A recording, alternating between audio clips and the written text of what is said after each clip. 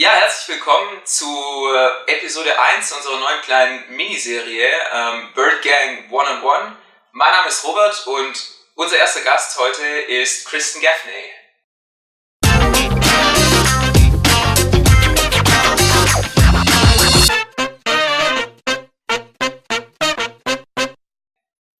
Hi Kristen. Hello. Great to have you. Thanks for taking the time. It's your second year in Germany now. At the same time, your second pro year as a professional basketball player. I think the most interesting question would be, what is your experience so far? How is it to be a professional basketball player? Yeah, my experience so far has been really positive. I've loved it. I've loved, learning a new culture. Being in Germany is great. You have so many great things here. I love the German food. The culture is very, very cool. I had to learn to drive a stick shift car here. A little bit different. No, I really have enjoyed it. And then, basketball is first. It's very professional over here. And then there are some occasional weekends, though, that you get to go out and travel. And Barcelona recently, right? Yes, recently Barcelona. And, just a whole bunch of places like that. It's been really amazing. And I've had two great coaches since I've been here. First season, really great coach in this season as well. The management, the staff, the support staff, my teammates have all been really great. Yeah, and there's nothing really like you can compare it to on a professional level, only college level, I guess. But from what I've heard, it's quite a nice place to be and to play basketball here. And since you've been talking about culture, is it a problem that you have German coaches, that you've had German coaches here, or because everybody's talking English, right? But there are international coaches in the league as well, but in Freiburg the coaches are German. Yeah. No, I don't think it's a big deal at all. I think everybody here, I think it's a university. I don't know if it is just because it's a university town or something, but everybody on the streets, I'll randomly hear English walking down the sidewalk, and I'm like, oh, where are you coming from? Yeah. But Hannah and Pierre have both spoken very clear English when it comes to basketball knowledge and stuff like that, and just casual conversation. So it's been good. Nice, cool. Probably to start from an earlier point of your career, you've done the regular college program. Yeah. I don't know. What about the differences probably between college basketball and basketball on a professional level on the one hand, and then also about playing overseas?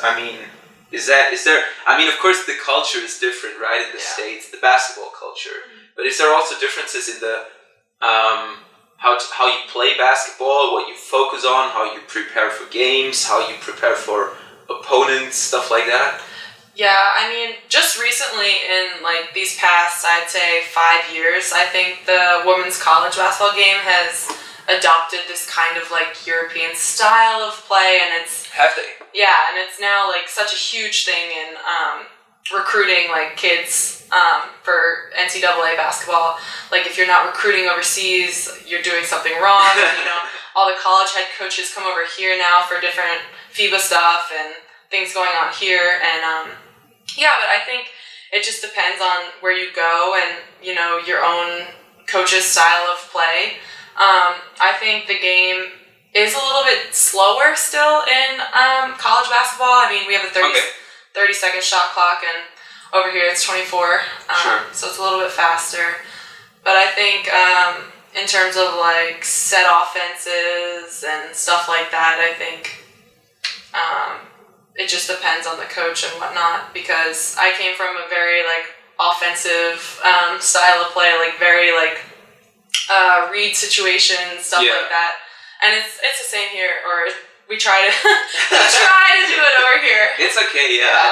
I think there are still differences, and I think it's okay to say that, right? Yeah. But so if I compare men's basketball, and you see, of course, in the NBA, people are more athletic, and I think it is more about playing one-on-one situations. You don't, of course they play pick and roll and they do this and that, but I don't have the feeling that it is such like a scripted offense, like a set play all place, but it's more focused on playing one-on-one and solving these situations, and then and also just shooting, right? Yeah. So is this the same with the women's basketball or college basketball, or like the difference between the overseas and the US, or do you not think there's a difference? I don't think there's that big of a difference. I think in college, NCAA college basketball, I think, again, it depends on the coach, but I mean, we ran a bunch of quick hitters, like quick offenses, if we didn't get our initial transition offense. So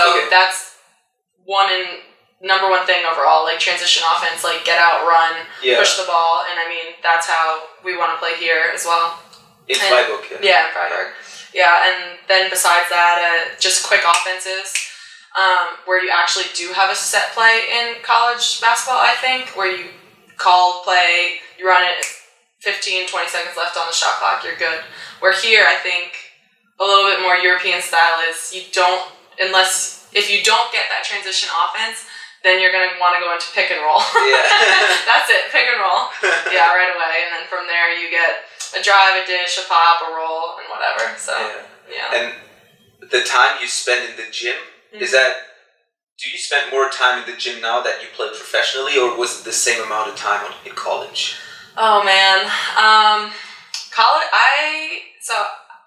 I went to a Power 5 conference, so I don't know if it was a little different for other people, but we had a average of a 3-hour practice every day, I think. Okay. Yeah, and then when we didn't have just practice, we had weights, and then if it could have been a film day, a weights day, and a practice day, so you could have been in the facility for like a solid 5 hours. Plus university, right? Plus university, yeah. It was a lot. It was demanding, but it was honestly, I don't think you'll find anybody who won't say it was the time of their life or university. Yeah, they won't go back or even though you don't get paid, but I think we don't want to open up with that discussion. How much time do we have? Student athletes. Yeah. So. Yeah, cool. So, I mean, what do I have to how does it look like when you then decide to go pro? You sign with an agent and they tell you got this and this offer, or when did you decide to go pro? Or, of course, probably it's the dream that everybody has from the very beginning, but eventually you have to decide on if you want to start a professional career or rather look for a job in the field of like what you studied. How did you? Yeah, so I think it was always in the back of my mind, like this whole nother life on the other side of the world, European basketball. For me, when I ended playing college basketball, it was kind of like oh man, like what am I going to do with the rest of my life? Like basketball has been such a big part of it, and a couple of agents and different people had contacted me and seen my college career and just kind of was like, do you have any interest in like playing professionally overseas? And I was like, actually, yeah, kind of. And I got invited to this Pro Hoops Combine during the Final Four, which was in Dallas that year. So I went there and I did that with a bunch of well-known players. There's about 100 girls, I think, that did it just for a day while the Final Four was going on.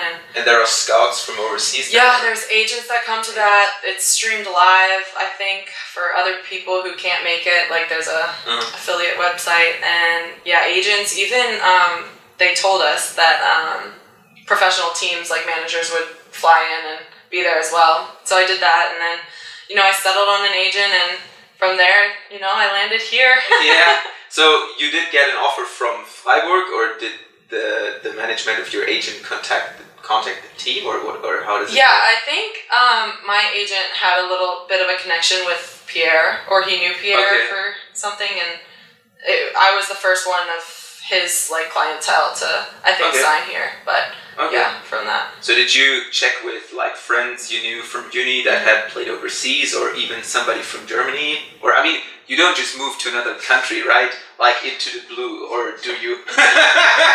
You look like you might have done just that. No, I mean it's been a long just a long list of people that I've known that have come and played overseas. A bunch of my friends were in France at one point that I had played with. I know another girl that's in the Czech right now, stuff like that. But yeah, they all had really positive things to say about it, and continue on that professional basketball career and add it to your little bit of a resume was always intriguing to me. Nice, yeah. I think Freiburg is also quite lucky to have you.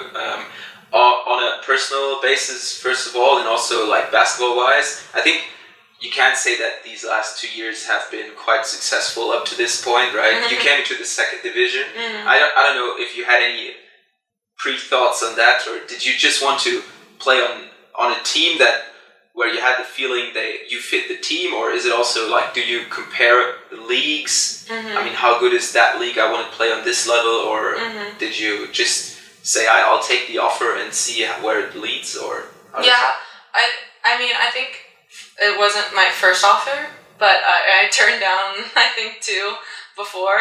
I was just always looking for like the perfect balance of, professional and then also like a team atmosphere where it's still fun and like where you can still live and interact with like people my age, which is amazing here in Freiburg. There's so much going on all the time. Like just go get a cafe with friends or the coach or something like that was what I was looking for, and to honestly make it a great first experience, and it was, and so that's why I'm back here a second year, of course.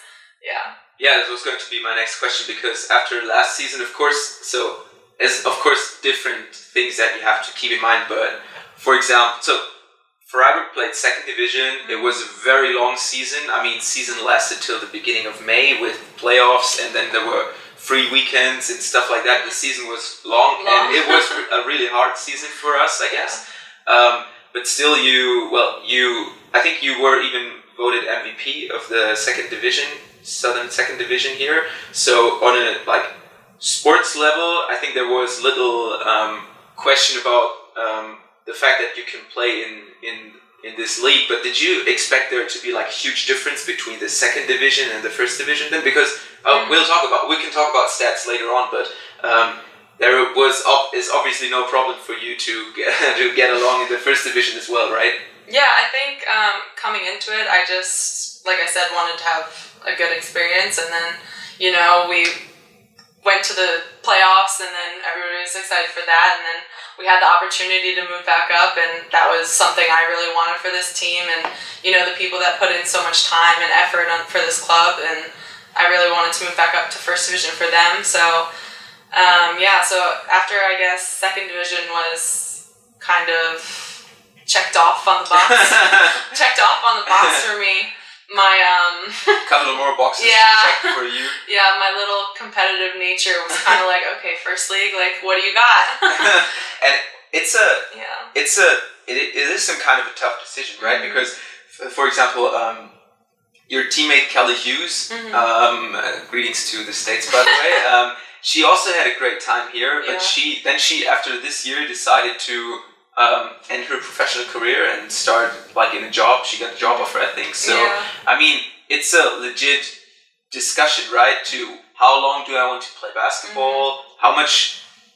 How much money do I make? Because we don't have to talk about it. It's you have to you have to earn money, right? Mm-hmm. So do I get a job offer outside basketball where I can earn much more, which is sad.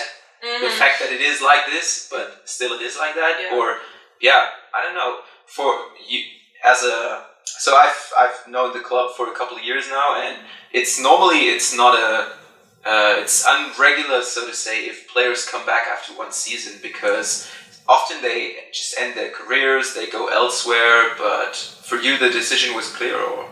Yeah, I think for me the decision was clear. I wasn't ready to start a 8-to-5 job in the States and have to put my hair down every day and walk into the office with my pantsuit or whatever it is. Not wearing sweatpants. Yeah, I can't not wear sweatpants every day. No, I wasn't ready to give it up, and like I said, the competitive person in me was okay, I did second division, okay, now I have the chance to do first division, so of course I'm gonna be okay, let me see if I can do this now, let me see if it's the same, and yeah, so that was what I really wanted.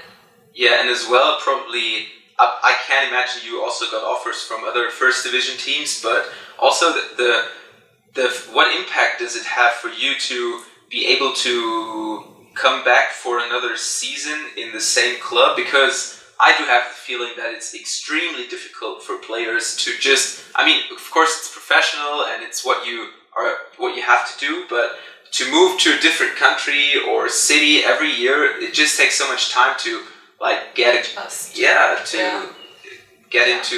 everything. So I think it's a great thing to play for several years at the same spot, right? Or yeah, I don't see, maybe it's just not me, but I don't see wanting to bounce around like that from club to club. And I felt like I had such a responsibility the first year here, I guess, that I just kind of felt like so attached and invested, in the club and the people and the coach, that like I wouldn't want to go anywhere else. Plus we moved up, so it was like, of course, like now I'd want to stay with the same club, with the first league of Germany, and see what we could do there and see what I could do in that league. And yeah, and I think it's been very good so far. Yeah, definitely. I think we can definitely say that.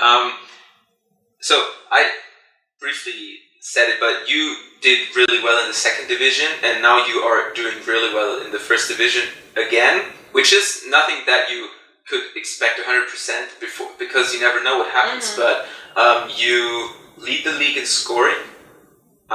You're, I think, second or third on rebounds. Do you know about your stats? Do you care about your stats, or? No, I don't. I mean, I don't really care. I think sometimes, like, people text me, "You won Player of the Week." I'm like, oh yeah, you could. Really? Yeah, no. Because I was talking to Kelly Moten, the other American player on our team, recently, and she said she absolutely doesn't care about her stats. Yeah. She just wants to win. Yeah. And I wasn't sure if that was really only a positive thing or also somehow weird, because do you not want to know how, like, where you are good and also probably where you're not that good, or where you can improve? If I was a professional player, I would know every stat line from every game, I guess. Like, didn't have to. I think everyone knows. I think everybody knows, like, what they're doing well and what they're not doing well, and I think your coach will let you know. True, okay, yeah. I think your coach will let you know. Especially Hannah. Don't watch this, Hannah. No. We'll cut it out later. Don't worry. It's good. Yeah.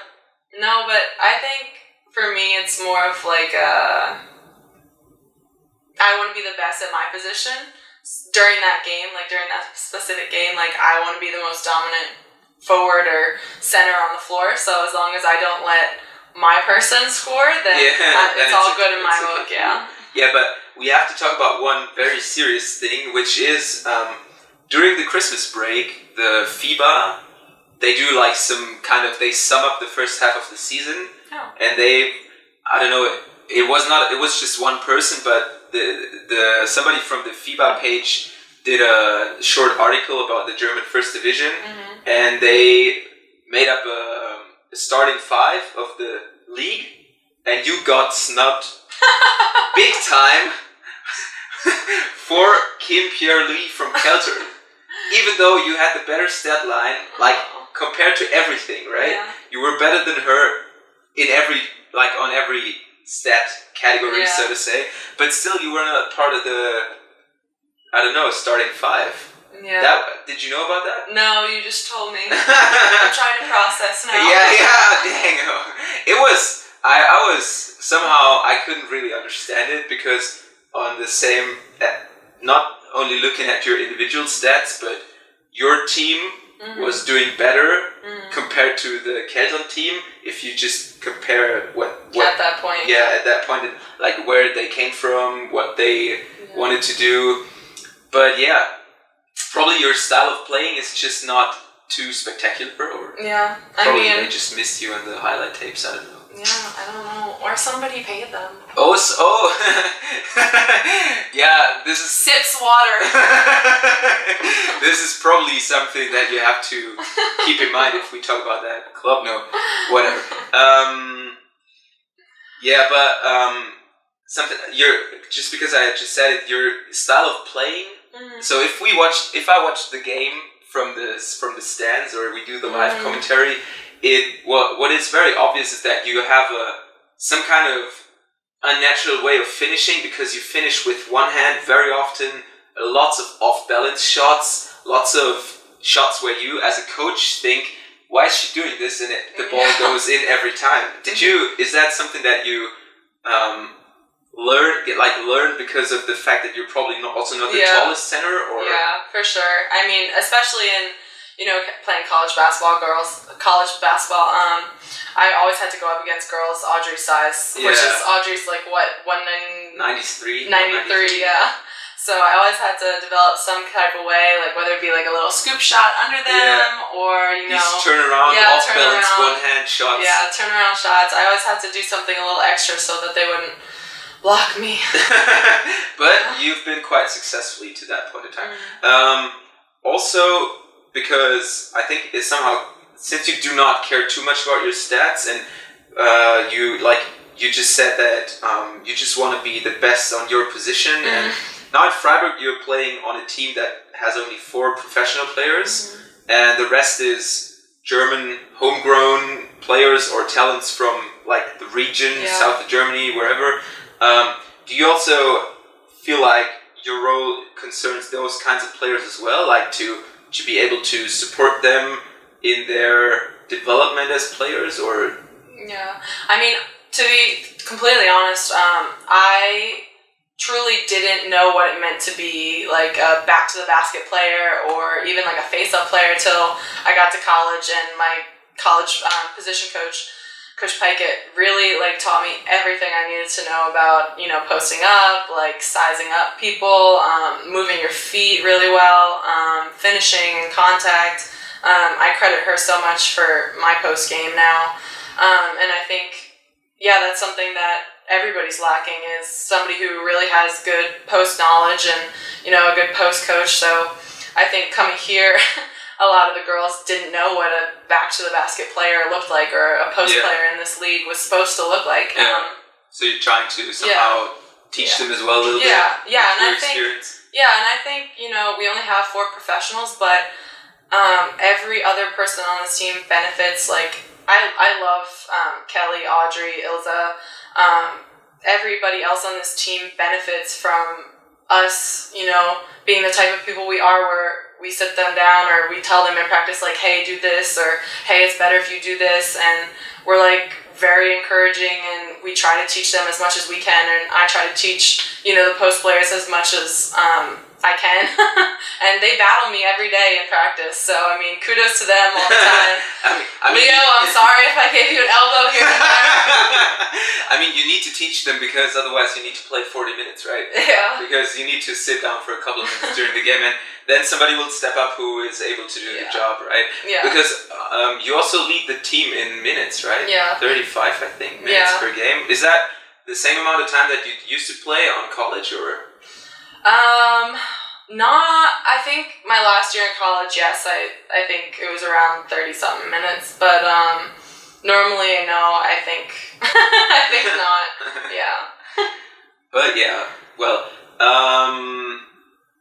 there was something else I was going to ask you, but, the season is coming to an end, more or less. As I think you said in the last post-game interview, the time of the year where it really counts, and where you have to focus and make sure everybody's healthy, everybody's focused on the spot. What do you expect of the rest of the season? There's the top 4 coming up, there's the playoffs coming up, 3 regular season games to go, I think, or 4? No, 3. It's 3, yeah. So what do you expect because you have playoff knowledge, so to say, from last year, right? But what do you expect of the last part of the season now? Yeah, the last part of the season, I expect, for it to be a grind. And I mean, people really have to show up every day and work, and, it's that time of the year where I think it's less about basketball and more about, like, the technical stuff, like knowing your player personnel, knowing what you want in game situations, and, that stuff that we've tried to developed since I've been here since August 28th or something like that. And this is the time when it shows whether you can buckle down and like, you know, make minimal mistakes and, you know, execute the game plan and do all the tactical things right in order to like get a W, because in this part of the season it's gonna get hard. So any personal goals for you? Like also talking about playoffs or? No, I'm really looking forward to the top 4 tournament, honestly. Yeah, I think that's going to be something that's really cool. Something different, of course, that I haven't done yet. 2 games at the same weekend? Yeah, 2 games at the same weekend. Yeah, I'm looking forward to that. Yeah, I think whatever the way the season is going to end, I think for Freiburg it has been a successful season so far. It's been a fun season, and yeah, I think we're quite excited to see how it will continue. And since it is your second season now here, I might end with a German saying. Oh, but in Germany we say "Alle guten Dinge sind drei." You know what that means? Doesn't matter. I'll tell you next time we do another interview. Thanks for being here, Kristen. Thanks for taking the time. You got the trip to Herne coming up tomorrow. So today's Friday. You play on the road tomorrow against Herne. And we wish you all the best. Good luck, and yeah, thanks for being here. Taking the time. Of course. Bye-bye. Bye.